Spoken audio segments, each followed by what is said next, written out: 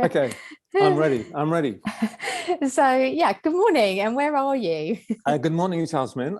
Delightful to see you. I'm actually in conference room number 13 at PA Consulting, which is a large international company which has an office in Melbourne, just outside Royston in Hertfordshire in England. So that's where I am. It's a very unusual environment for me. You won't normally catch me in an environment like this. So I'm doing two things for the first time today. First of all, recording this interview with you for a cancer charity. And also, as soon as that's finished, I have to go off and make a presentation to the cyber security team in this company. It's about 20 people. How to deal with uncertainty. Wow, what a morning. Well, thank you for joining us online. And I absolutely love to hear this. And why am I not surprised? Because you and I met at your book launch. And Yes. Here is, I've got a couple of copies of your book here. Copies. Wonderful. I actually bought a big pile and they've been going like hotcakes. So really? Oh, yeah, all my team have had them. Yes. Yeah, and I've been recommending them to other colleagues and the lovely individuals who are having their treatment for cancer that I come across. Right. Okay. Because as you mentioned, the idea, so actually I must mention your book first, because there it is. Because we met in the Cambridge Buddhist Centre when I came along to your book launch there. That's and right. It's Entertaining Cancer the Buddhist Way. Yeah, that's right. And it has your name at the top. Devamitra, do I say that right? Devamitra. Devamitra, of course. That's it's Mitra, yeah. Devamitra. What does that mean? What's the meaning of that name? Well, Deva means God and Mitra means friend. So the poetic way of looking at it, it would be, well, a godlike friend or a divine friend, or friend of the gods, something along those lines. So I was given this name when I was ordained into the Triratna Buddhist order by my teacher, and there were a number of reasons why he gave it to me. One of which was that it was the name which was taken by a very famous Sinhalese Buddhist who became a monk right at the end of his life, and he took the name Devamitra for his ordination name. And this man is called Anagarika Dharmapala, and he set up over 100 Buddhist centers worldwide. Wow. So that was an example for me to emulate. So that was a major reason, not the only reason, but that was another reason why I was given this name. So for people listening to this, they might think, what do you mean, a Buddhist name? What's the difference between a given name, I suppose, perhaps at birth, and a Buddhist name? Could you elaborate on that for us? Well, I mean, my original name, my given name, if you like, is also a Christian name. And I'm no longer a Christian. I'm not sure that I ever was, to be quite honest, but I was born into a Christian family, of course. But I became interested in Buddhism in my early 20s, and when I was working as an actor, and I left my career behind and got more and more involved in the Buddhist movement and engaging in Buddhist practice, teaching and so on and so forth. So I eventually was ordained, and when you're ordained, you're given a new name as a kind of symbolic of a kind of spiritual rebirth, if that means anything to you at all. Probably to most people it won't, but it is significant for me because it's almost like you receive a new identity. The third identity I've had in this life, because when I was an actor, I had to change my name because there's another actor with my original name. Oh, really? Oh yes, and so Equity, the Actors Union, said there can't be two of you. It'll get very confusing. So I had to change my name then. And what was your acting name? My acting name was Michael Jeffries, which was I didn't really think about it. I just asked my agent, so what should I change it to? He said, well, there's no Michael Jeffries, just try that. So I did. That's how I got my second name. Oh, that's great. It's interesting, isn't it? Because I have two names. So I have Jasmin Julia Gupta, and Julia is my given name. And as a young hairdresser, I worked for this really top salon, and I'd been there for 3 years training, and I was Julia. And then I was called into the office and they said, tomorrow we have another Julia starting, and this Julia is more senior than you, and so you have to change your name. Can you come in tomorrow with a different name? Oh, wow. And actually Jasmin popped up, and in my head, actually, I remember having a little conversation, an imaginary conversation with an Indian auntie of mine who just said to me straight away, Jasmin. Okay. And I said, yes. And so in a way, I'm just relating to what you said about the context of being given another name. And what was wonderful for me was Jasmin was my professional name. Jasmin was the energy to start a charity, to, you know, to move and to say to my husband in our comfortable flat by the seaside in Brighton, how would you feel about packing up age 30 and going live with mum and dad so we could afford to start a charity? And that was the energy that Jasmin brought to me. Okay. So I can relate to what you're saying about having another name. And having another chance, if you like, to do something. Well, oddly enough, it opens up new worlds to you. Yeah. The power of that is really interesting, isn't it? And of course, I'm relating to it because people may be thinking, you know, entertaining cancer the Buddhist way. And what I love is I read somebody has written about your book in the you know, the start of it, and it really jumped out to me because what they said was that you write in a really light way when you relate to Buddhism.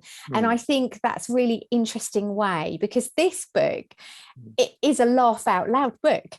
I couldn't put it down, and I've been speaking to other people who said, oh, well, you know, I wasn't sure if that's going to be a bit of a heavy read because of the subject. And actually, yes, there are moments that are breathtaking, but a lot of the time I found myself reading in cafes, and I found myself, this is my actual copy with bended corners and so on, I found myself just really chuckling, you know, and it's always a lovely opportunity when you just peer at somebody who's having a coffee and I just say, I know the title doesn't look laugh out loud, but trust me, it's a good read. And it's a lovely opportunity. So thank you for writing something that is also a laugh out loud journey. Well, I have an uncontrollable sense of humor. It's been a problem to me all my life, and a lot of my humor had to be edited out of the book because nobody else would have got it except me. I seem to have been laughing my way through life all the time, and so of course it was going to be part of my cancer account.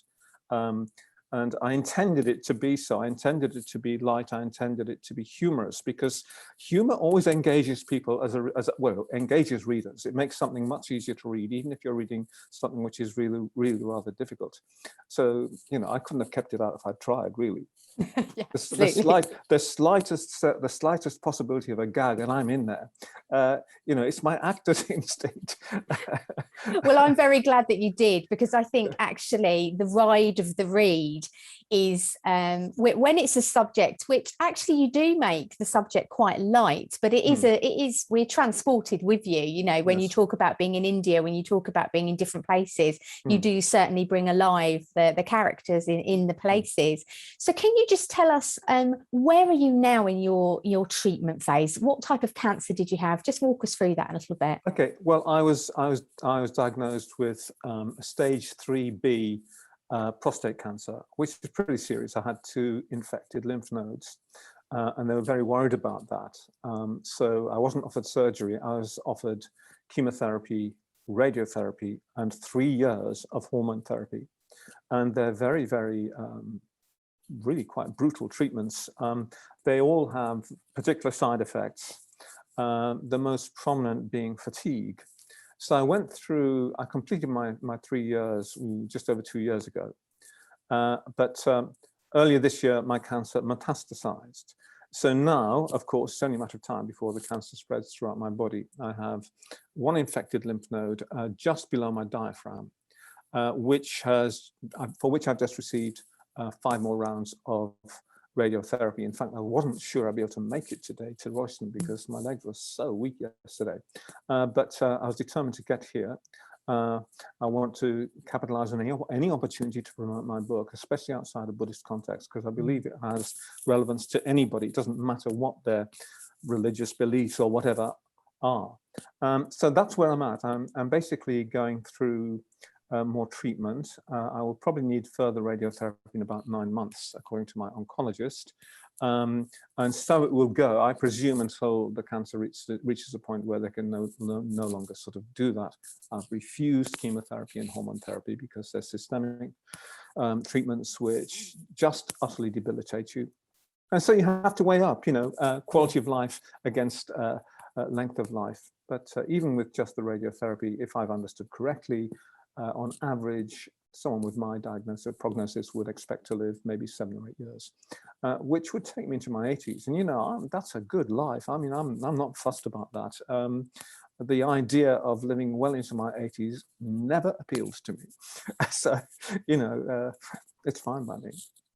That's so interesting, because when you said the idea of living well into my 80s, yes, I heard living well into my 80s. And I think what you meant was longevity, as in living nearly to be 90. And I find that so interesting, what I picked up on and heard. But I think I heard that because as you talked so openly about the unpredictability of your future, which is what we're saying. Yeah, that's right. What I hear, and correct me if I'm wrong, what I hear you saying is, you want to be, your quality of life is really important. Yes. And not over and above, because there can be, can't there, treatment after treatment after treatment, like you said. And actually, I think we don't talk enough in this country generally about the inevitable, about when our lives will naturally cease when we die to be in this human entity, in this human form. And people have many different thoughts about that, but certainly for some people, the first time it comes up is a cancer diagnosis. That's right. That's right. And I think it's first of all, I think it can be quite tragic that it comes up that way. But I've also I know enough people who've had very serious cancer diagnoses who have responded so positively to it. One of my friends, I recount his story in the book, although not this particular one. He said that getting a terminal cancer diagnosis was the best thing that ever happened to him. And the reason for that was because it completely shifted his perspective on life. And he began to see things that he otherwise would not have done. And it really enriched his life, as my cancer diagnosis has enriched mine. Something else was that, you may be familiar with this, but the playwright Dennis Potter was diagnosed with, he's given 3 months to live when he was diagnosed with pancreatic cancer. And there's a very famous interview with him, which you can find on YouTube, by Melvin Bragg, who you may have heard of. He has a program on Radio 4, I think BBC Radio 4, and he interviewed Dennis Potter. And Potter, he said, I'm amazed at my own response. He said, I've always been a physical coward, and I expected that this thing would, a cancer diagnosis would be more than I could handle. But he said, it wasn't like that at all. And he said, the other day I was looking outside of my window in Ross, where he lived, and there was this wonderful a plum tree in full blossom. And he looked at it and he said, it was the whitest, frothiest, blossomest blossom. And he said this with a radiant smile. And I know exactly what that means. You can begin to see the hidden beauty of things. Now, I imagine he'd seen blossom of that splendor before, but because of his diagnosis, because of his awareness of the fact that this life is so fragile, it's coming to an end, that he's going to die, it enhances your sense of beauty. That's one of the great gifts of this sort of thing. So I think it's such a shame, it's such a tragedy when people react to it and react with fear, react with, I don't know, they maybe become depressed or start feeling bitter or whatever. I think it's such a shame because it's not necessary. Absolutely. And it's so nice to hear you talking about that enrichment, because me and my team, we spend a lot of time sitting and listening and talking to people. It's such a privilege throughout their journey. Yes. And often people say, so I was asked by a journalist the other day, how many people do you think you've sat with? And it's around 10,000 individuals throughout their journey over, 15 to 20 year period. That's incredible. Yeah. And it's such a privilege because actually people tend to say to me, oh gosh, isn't that depressing, Jasmin? I say, not at all. I say, actually, like you've said, people, when they've got a cancer diagnosis, when they're going through this life-changing, challenging moment, it's a great opportunity for, and I see it all the time, unfold in people's lives. And you just described somebody talking about the blossom. That moment was so bigger and fuller and richer than perhaps it would have been beforehand, because perhaps the moments didn't have as much value on them as they would before. Yes. So when you, before you had your cancer diagnosis, do you remember thinking much about your hair? What was your hairstyle like? You'd be shocked and horrified. Why would I be shocked and horrified? Describe your hairstyle. Apart from when I was an actor, when I really had to make sure my hair was well cut, I've never bothered. Usually I've just let it grow. People say, for goodness sake, Devamitra, get a haircut. I reluctantly go to the barber and get a shocker. I get the cheapest deal I could. So, you know, that's the sort of attitude I've had to hair. I mean, there is something I could say about that, which is that, of course, when I was young, my hair was important to me because, you know, when you're young, you're concerned about being attractive, especially to members of the opposite sex. So you wanted your hair to look good. So when I was working, I had to be careful about that because, you know, I would have preferred to grow my hair long, but I just started to get it long, and then the director would say, Devamitra. Well, Michael, I always called Michael then, not Devamitra. But, you know, Mike, you've got to get your hair cut. And I'd leave it to the last possible moment. And they'd send me off to a really good hairdresser. And I'd come back with a really good looking haircut, but otherwise I didn't bother. The main fear when I was young, and this is a fear that every young man is plagued by, is, will I go bald? Yes. And you know, a lot of young men do unfortunately start losing their hair, even in their late teens. I've had friends that's happened to. And one of my young friends, who's much younger than me, he's not that young now, he's 40, but he started losing his hair seriously in his mid-20s. Yeah. So it was a great source of distress to him. I'm sure that it would have been to me too. But by the time you reach 68, which is when I was diagnosed with cancer, no, 60, that's right, 68. I started the treatment when I was 69. And I knew there's a big possibility that I'd lose my hair because of chemotherapy. I wasn't too keen on that, but on the other hand, you know, you're philosophical about it by that stage of life. You know, you're well beyond the kind of concerns and preoccupations of youth. You've got concerns and preoccupations of old age, which are different. Coming back to your question, my hair was very long at the time. I'd not had a cut for 3 years. So I had a long ponytail. And in fact, if you look closely at the image on the book cover, you can see that it's not kind of your normal haircut. Hidden behind that head is quite a long ponytail. Is there a ponytail? I was going to say, I am very suspicious because I can see a small, so Devamitra, your hair is gathered back and there's a small piece of hair. I can see like a layer, and I thought there's a ponytail sitting behind there. I'm quite sure of it. That's right. It used to shock a lot of my younger friends when they first got to know me. You know, they'd see me giving a talk at the London Buddhist Center, for example, and you know, I was quite well known within the Buddhist movement at that time, and quite a well-known speaker, and obviously with quite a bit of experience, over 40 years experience or whatever. And you know, when they actually met me for the first time, they were taken aback by the ponytail. They did not expect a man in his 60s to have a ponytail that long. But anyway, there you go, I did. You did, and I'm very happy to hear it. You commented earlier about how, you know, through different stages and ages in our lives, people can feel a certain way about their hair care.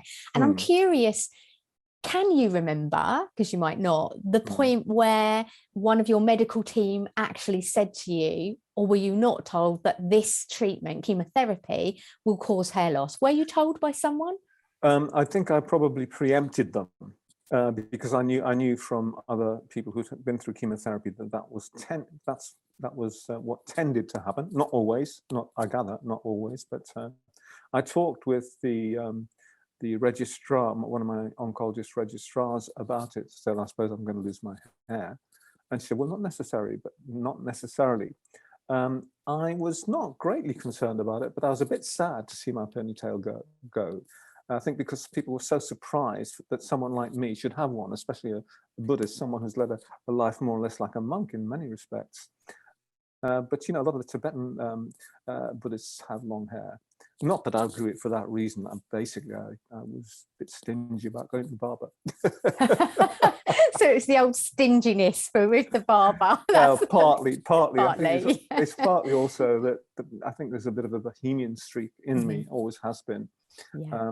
I mean, a lot of actors are that way, and I just happen to be one of them. Yeah. And you brought up, because I think you're right, when people traditionally think about Buddhists, they often think orangey robe, completely hair-free scalp. Yes, you know, it's a very traditional idea, and I've always found it fascinating that practice for some Buddhist monks of shaving the hair is actually quite a commitment to not having hair. There's quite a lot of work involved to not having the hair, isn't there? Well, yeah, they're not allowed to let it grow beyond a certain length. They have to keep it trimmed all the time. And what do you think of that kind of, you know, if you like, dedicating the lack of hair to a practice? Well, I mean, it was never a serious issue for me. I wasn't that attached to my hair, to be quite honest, but and I did shave my hair off once, just to see what it felt like. It's symbolic, of course, of renunciation, but also it was quite pragmatic, because when this whole tradition was initiated, I imagine there would have been a problem with lice and parasites, because they lived a pretty simple life, very often outdoors, and I imagine that many of them would have been, you know, they would be aware of the possibility of getting lice. If you've got no hair, it's not a problem. Yeah, absolutely.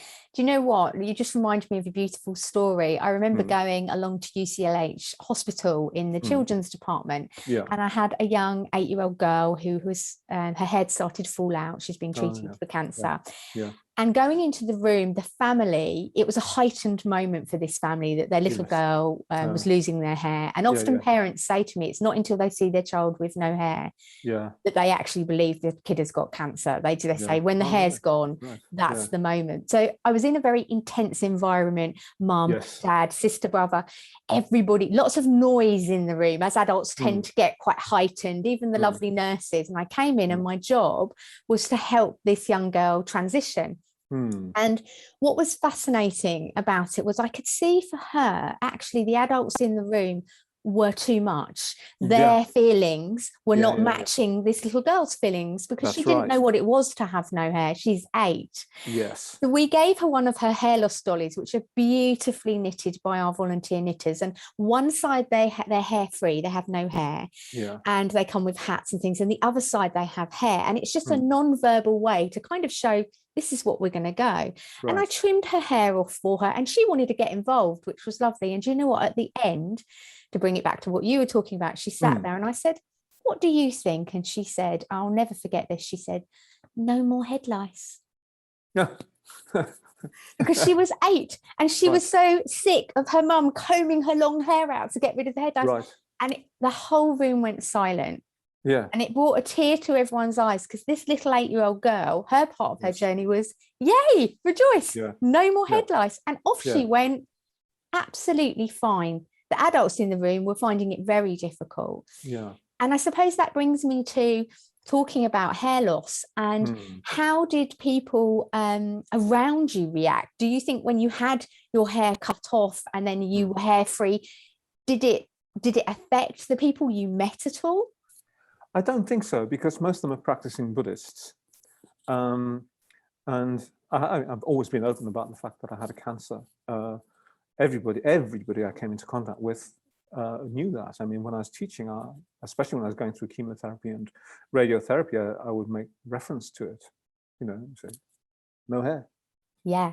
And that is the biggie, isn't it, though? That's the only outward sign often for many people that they maybe have a cancer diagnosis. And of course, you're well practiced being an actor and a Buddhist at talking about your diagnosis. And I think that's really lovely for people to hear, because for many people, and for a lot of males that I work with, what men tend to tell me is they'd kind of thought about the hair on their head, And as you've referred to, you know, lots of males are hair free. They have male pattern baldness. 50% of males will have male pattern baldness from the age of around 45. Yeah. You know, that's a kind of a stat, if you like. But what men have told me they were surprised about, and I wonder about you, was their eyebrows, their lashes, their body hair. Did you think, had that occurred to you beforehand, or was it a bit of a shock? No, I used to have, well, it wasn't a shock because it made sense, but, and I knew that chemotherapy was targeting rapidly growing cells, because cancer cells are of that character, and that rapidly growing cells included hair and nails. So it wasn't a surprise, but yes, I lost my eyebrows completely, and they've never fully recovered, and neither has my hair actually. I lost quite a bit of hair which never returned as a consequence of chemotherapy. And elsewhere in my body, yes, I'm pretty hairless. I don't mind. It's a new experience. Well, yeah, exactly, yes. And as you said, because the thing about hair is that it's one of the second quickest growing cells in the body, and thus it's also affected by some forms, like you said, not all forms of chemotherapy, but a large amount of chemotherapy do cause the hair to fall out. And I'm interested about how you've said that your regrowth hasn't, you know, recovered in the way that your hair was previously. And I heard you say you had 3 years of hormonal therapies. Is that right? That's right. That's right. Yeah. So that is likely to have interfered with your new hair growth. Yeah, I imagine. Yeah, I mean, well, yes, these things are very often interrelated, but yes, it changed the character of my hair, and it changed its its thickness. I mean, I'd already lost some, although not very much. I had a remarkable head of hair for a 68-year-old, no longer. That's the ponytail. Yeah, that's right. So I did try growing another ponytail. It just wouldn't do it. Oh, forget it. I'm tempted to send you some extensions just to clip it. No. No, I'm I don't joking. believe in I'm joking. I'm joking. I'm sure you are, yes. May I read a part of your book to you? Please and do, ask you for comment? Yeah. So it's on page 23. Yes. And the subheading is First Infusion. Yes. And this is what you have to say. Just before I was about to start chemo, I was booked for a photo shoot in Birmingham and had been asked not to shave for the week before. It was not just welcome work, it was an opportunity to have evidence that I did once have long hair and that my beard could actually grow. One of the many shots taken that day appears on the front cover of this book, which we've just talked about. That's right. You know, and we've just kind of seen. Yeah, and I thought it's very interesting in your book to be able to refer to hair as having some significance, because a lot of the time when I speak to men, they feel really disappointed that they feel that nobody told them that they were going to lose their hair. Right. That a woman, most of the time, has quite a detailed conversation. It's taken with more seriousness. Right. And in a modern world, I'm thinking about younger men. I'm thinking about I'm thinking about people that don't even want to be identified as male or female. Yeah. I don't know if you have particular pronouns. I gather you go by he. I do, yes. And it's a whole new world for me. Sure. I'm in my 40s and my children are 11 and 12, and one of my children is changing their pronouns. And right. I find that quite a challenge to say they, them, or and I suppose what my question is, having read that section, is what do you think about the quality of information that is given to males about hair loss, bearing in mind that if it is important to individuals, do you think it's enough or not enough? I've never really thought about that, because it wasn't that big an issue for me, partly because of my stage of life. I think if I had had cancer at a much earlier stage of my life, I would have probably felt very differently about it. But I can't really, I don't know whether enough information is given. I can't remember what was said to me when I was being read out all the side effects of chemotherapy. I knew about the hair loss because it seemed pretty much common knowledge. So perhaps a lot of doctors assume that people just know if you go through chemotherapy, the likelihood is that you'll lose your hair. So I wasn't surprised when my own hair started to come out. But whether or not they give enough information, I really don't know. I'm interested to hear that some of the men that you've met are disappointed that they weren't told more about that. And I think if that is the case, clearly something needs to be addressed. But very often people don't hear what they won't hear what they don't want to hear. And I think that might be partly a problem as well. Denying you've got to go through chemotherapy if you want to survive. You don't want to hear about all the side effects. You don't want to take that on board too much, because it might stop you from taking the treatment. And I suppose you're unconsciously, decisions are being taken there. The most important thing for everybody is to stay alive. That's the priority. Losing your hair is a drag, but on the other hand, if that's the price, implicitly you're prepared to pay that price. But when it actually starts happening, that might be different. You think, oh my God, I'm losing my hair. I can imagine that. Although that was not my experience.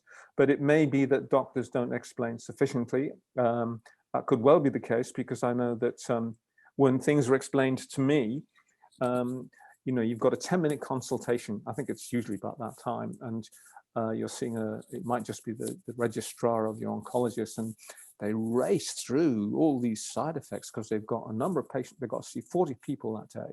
You're just one of them. And they've got to get you to sign this document so you can have radiotherapy, chemotherapy, whatever. I mean, I just sort of, I was going to do the chemotherapy and radiotherapy come what may, because there was a possibility at that point that I could be cured. So I knew there'd be unpleasant side effects. I really wasn't that bothered. I didn't want to hear about what was coming my way. I just want to get on with the treatment. So, different people will have different attitudes, but I would be surprised if doctors didn't mention that you're prone to hair loss. I'd be very surprised about that. But whether or not someone actually hears it said is a different matter. So who knows? Absolutely, because as you said, there's a lot of information coming at a heightened time, a heightened emotional time. And legally, if anyone's listening into this, legally, oncologists do have to say if hair loss is going to occur. It's one of the listed items, just like other serious side effects. And it's interesting what you said, because most females tell us the moment they hear, even though they're expecting it, you're going to lose the hair, they then can't hear anything else. Right. So I think that's to do with society, like we talked about earlier. If a bald man walks in a room, most people won't really stare, because it's such a common sight, isn't it? Because of male pattern baldness, it really is. But if a bald woman walks in a room, then people will always look. That's right. They always look. I'm sure that's true, because it is so unusual. But of course, there are other reasons why people lose their hair, not just due to chemotherapy. That's right. And then it's the assumption or the labeling, isn't it, for people who then say, actually, this is not, of course, it's not all I am. And I don't want to face my day doing the school run or, going to see a friend for coffee. So then for a lot of females, they then end up covering up. What did you do? Did you just go hair free? Did you wear a hat? What was your favorite way? No, I didn't bother. I wore a hat if the sun was out, but that had nothing to do with the fact that I didn't want people to see that I had no hair. I mean, I was teaching all the way through chemotherapy and so on, and people could see. I couldn't hide it. You can't wear a hat if you're in front of a class of 40, 50, 60 people. Although some people do. Yes, so it's interesting that that's how you perceive it or felt. You were very open. I've heard that from you. Yeah, I just couldn't. It just never really troubled me that much. By the way, I've been meaning to say this to you since we got onto the topic.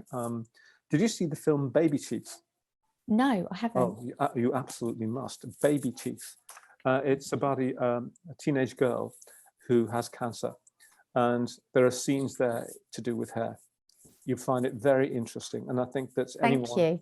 It's a wonderful film about cancer, actually. I think it captures the mood perfectly.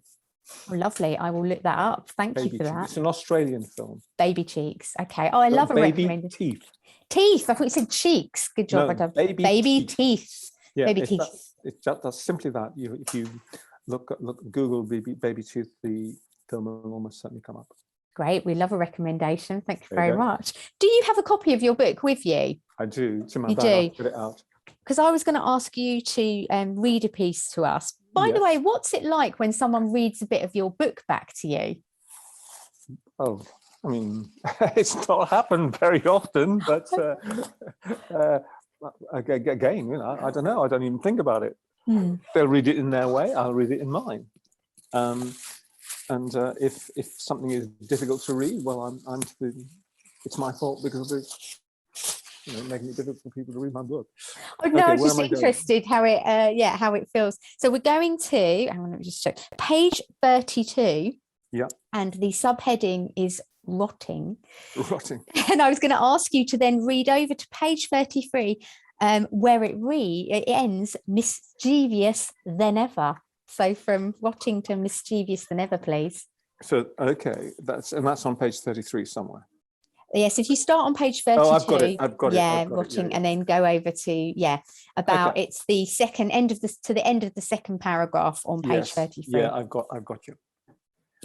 One morning, I gave a slight tug at my hair, and a handful came out. It was still clinging to my scalp by its rotting roots, but only just. I tried a second and a third time, and more came off. It was clear that if I continued, my head would be painlessly stripped bare within hours.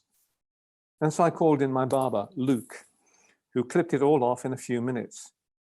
With unwarranted zest, I thought. You look so much better, Devamitra. It really suits you.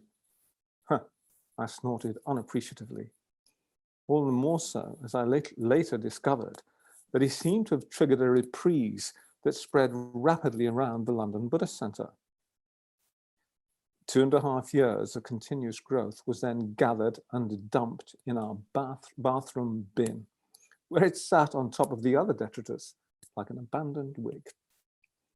And I walked away, a born-again skinhead, my elf-like ears shorn of their cover, making me look more mischievous than ever.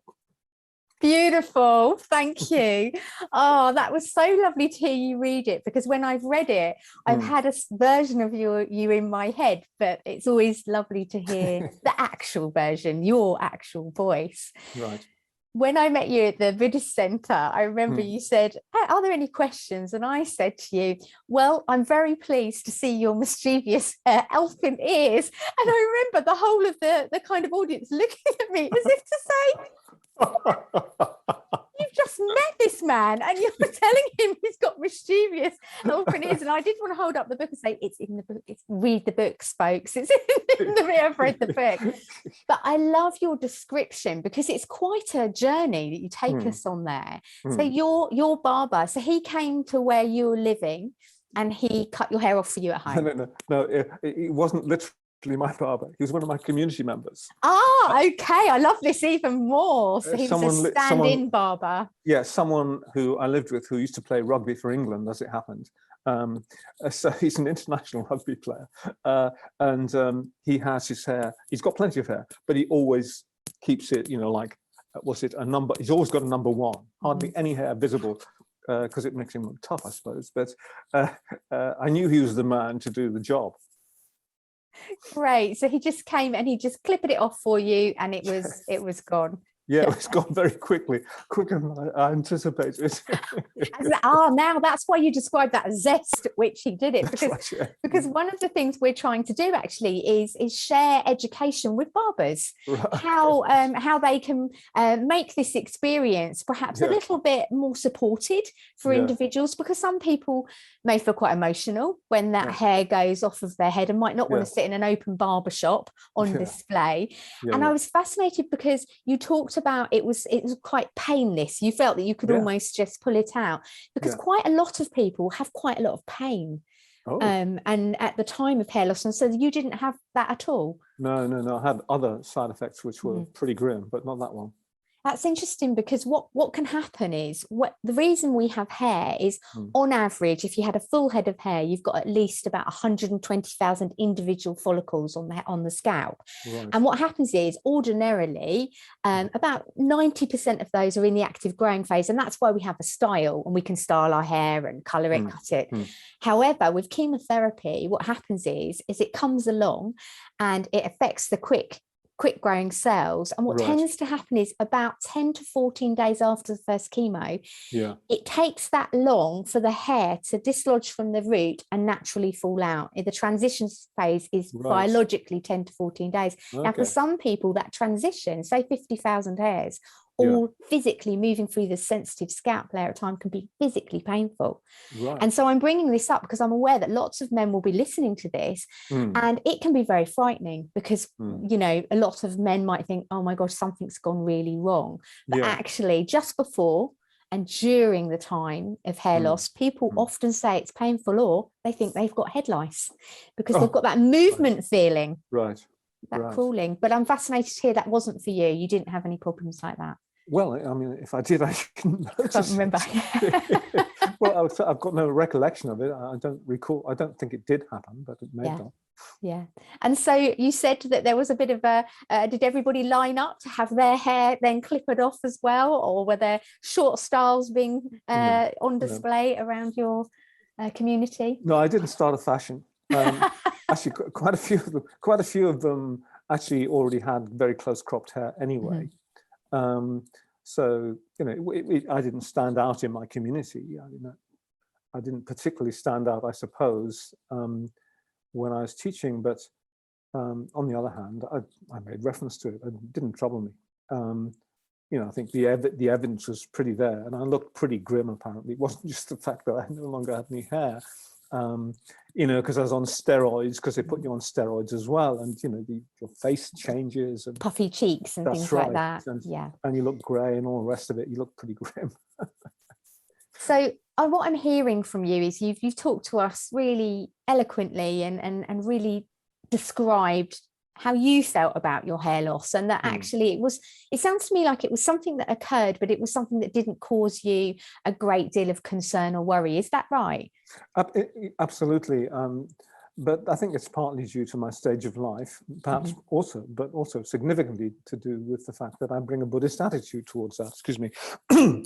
So I think they're the two significant considerations there. Or I'm sure that there would be men of my age who didn't relish the prospect of losing their hair. I think for anyone to lose their hair at whatever stage of their life is something they would prefer not to happen. But no, it wasn't a big deal for me at all. Because it's still a loss, isn't it? You know, it's a loss. It's a change of the body, which is a change that one has to submit to. Because it's not a choiceful change, is it? No, you can do nothing about it. And I think what you can do about it, and I didn't need to do this, because there's plenty of other opportunities for me to do this, but it's an opportunity for reflecting upon the fact that everything in life is impermanent, including your crop of hair.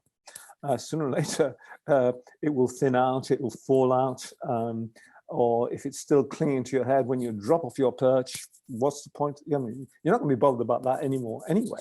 So. But it's good, it's useful to reflect upon that, the fact that things constantly shift and change. And that's been part of the practice, it's been part of my Buddhist practice, really, from a very early age. And just dealing with that. Because it's a liberating experience at the same time. It's not all bad. Absolutely. We use the word hair free rather than bald at Cancer Hair Care often, because and perhaps that's something to do with, for a lot of females, they feel that baldness is associated with men and it's a very masculine thing. And so, and actually it's so interesting, a set of words, because people have said, yes, I'm free of my hair, or I'm hair free, I don't have hair. So it instills another way to think about something, to reframe it. And that's what I hear you talk about with your Buddhist life, that you're able to take a subject such as cancer and actually think about it with different elements. Say a little bit more about that. Well, I think it's important to be able to adapt to means you're shifting circumstances throughout life. I mean, it's not particularly pleasant to look into a mirror, for example, and realize that you're beginning to look older, that you see the first signs of crow's feet around your eyes when you get your first grey hair.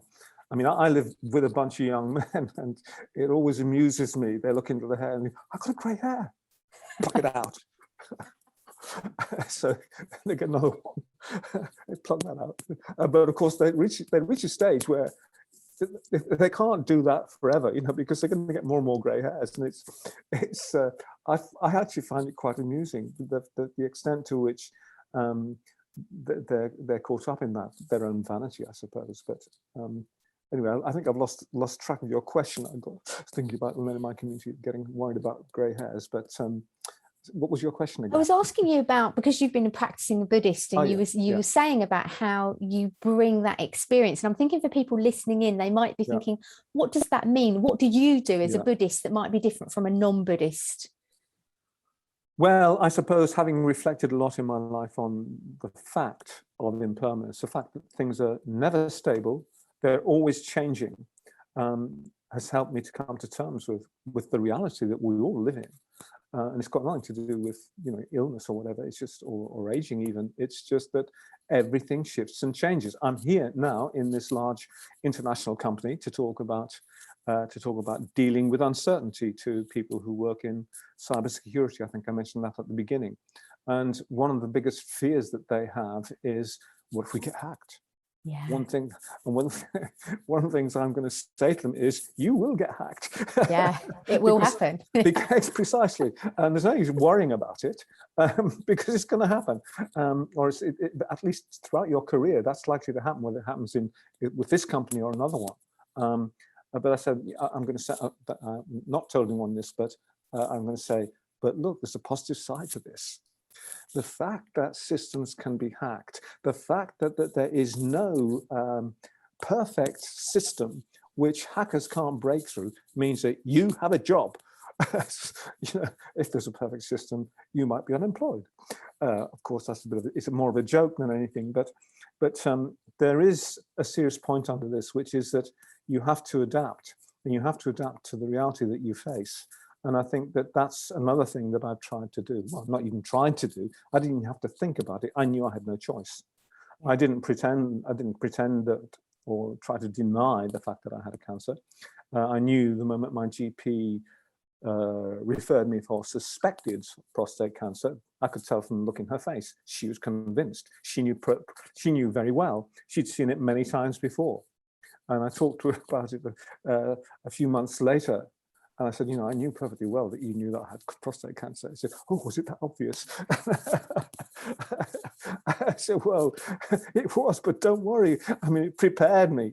It made me realize immediately that I had to go away and think hard about it, which is what I did.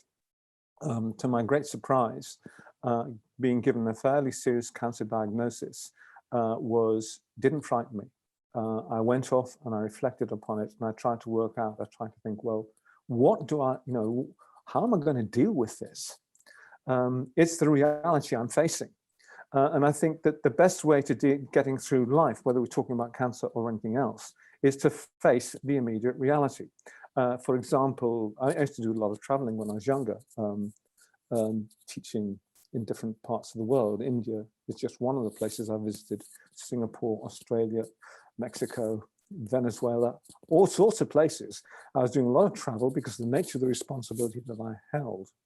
And one of the most common experiences, and it's surprising how common this experience is, was for your flight to be cancelled. So what do? You can curse, or you can just reflect. You know, this is the nature of life. You know, things do get cancelled. It happened this morning. I nearly didn't make it on time. My train to Royston was cancelled. Fortunately, yeah, I nearly didn't make this interview. Nearly didn't happen. Fortunately, I got to the station early, out of habit, because you go to the airport early in case the flight's cancelled, but you can hassle and get another flight, even though they try to stick you in a hotel, or you got to the railway station early, so that if that happens, and my train was the only one on the board that had been cancelled, sod's law, if I hadn't gotten early, I wouldn't have been able to get an earlier slow train, which got me here in time for this interview. So you take these things into consideration. The world in which we live is remarkably unreliable. Nothing is predictable. You think you've got your train booked, you get the station, you discover that, well, you may have booked your train, but we've cancelled it. Well, I'm so grateful to you that you did come and everything lined up and you managed to get a train so that you could share this delightful interview with us. And before I just let you go, I've got one last question. Okay, good. Which is nothing to do with hair loss, but could support someone through their moment. So is there a song, a piece of music that really uplifts you when you are in that place where maybe fear is lingering or uncertainty doesn't feel okay? Is there a piece of music or something you listen to which just lifts you up a little bit? It would be very difficult to single out a single piece of music, but one thing I could say, because I didn't really listen to music in terms of to try and calm myself down or anything like that, but more to listen to something which really moved me. When 2 days after I was told that my cancer had metastasized, I was just sort of taking that in. It takes a while to process these things. Although I wasn't troubled by it. I mean, I was kind of half expecting it anyway. I knew there was a 50% chance that it would recur. Anyway, I was listening to some music by Chopin because at that time I was reading a wonderful biography by Alan Walker of Chopin, His Life and Times. And so I wanted to listen to Chopin's music, which I don't often listen to at that time. And I was listening to a very famous piece, which I'd heard many times before, which is called, not by Chopin, but people later called Tristesse, which means sadness. Although I think, and I can understand why they would give it that sort of nickname, although Chopin himself probably would not have been too happy about that, I suspect. But the fact is, it's an extremely beautiful piece. It's not very long, it's about 4 minutes, but it includes what he considered to be the most beautiful melody that he'd ever written. And when I was listening to it, I remember it was a Saturday morning, I'd seen my oncologist on Thursday. I was listening to it and the hair on the back of my head stood up and the back of my neck. I could really feel it, the thrill of the beauty of the music. Now, I was aware that it was a very beautiful piece of music before, but because of the heightened awareness of the fact that, well, if you like, my oncologist has signed my death warrant, the heightened awareness that brings about the constantly shifting, changing nature of conditioned life, of conditions, the conditions in which we live, including our own health, just sort of brought that to life for me in a new way. It was as if I was hearing it for the first time, even though I'd heard it many times before. So that's one piece I could point to, but then that was a piece of music which I listened to for, not because I was seeking solace, but because I was reading a biography of Chopin, but it was just the single piece which had that effect for me. And I can think of many pieces of music I listened to when I was going through chemo and radiotherapy, especially lying awake late at night because of the damn steroids. I listened to Beethoven, especially, and to Schubert.